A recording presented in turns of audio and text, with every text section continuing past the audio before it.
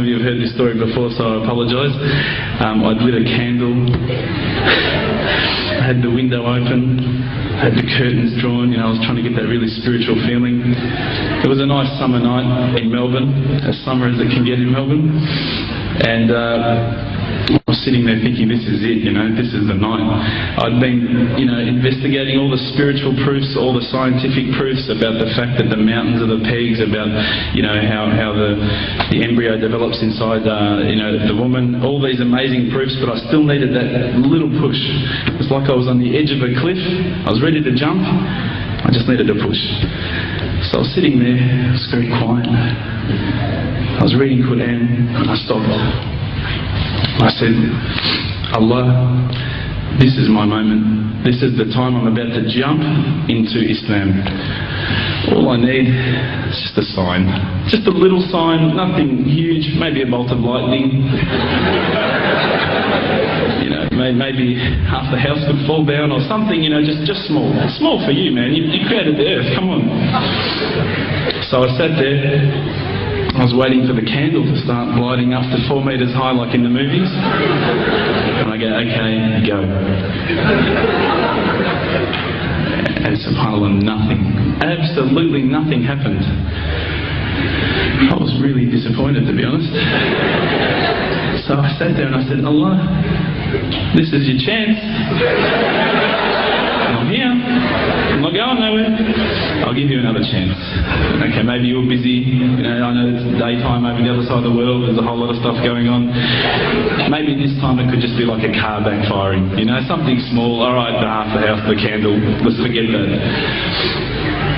A bird could fart outside. I don't care. Just anything. So I said, okay, go. And subhanAllah, absolutely nothing happened.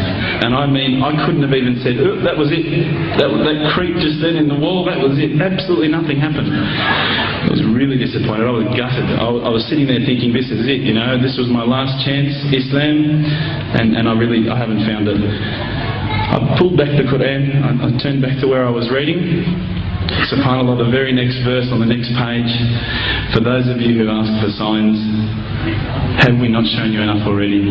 Look around you, look at the stars, look at the sun, look at water. These are the signs for the people of knowledge. SubhanAllah.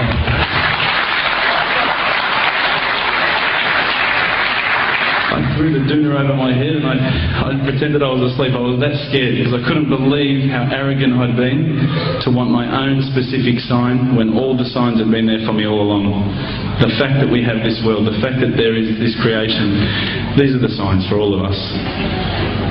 The next day I decided this is it, I'm becoming a Muslim. I'd been investigating Islam now for probably about 6 months, to be honest. I went in and I said to myself, this is it, I'm going to make shahada. I had no idea what I had to say, I had no idea what the words were. It was probably close to Isha prayer, so it would have been 7, 8 o'clock at night. I went in and I couldn't believe it, there was about 1,000 people at the mosque. I thought, subhanAllah, look at this religion. Look at how strong they are. It was the first night of Ramadan.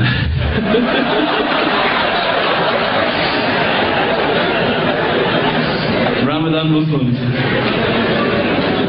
So I sat there and I was very nervous, I must admit. I got up and this person's going to me, you got to say these words, bro, Ashhadu. I'm going, what? Ash what?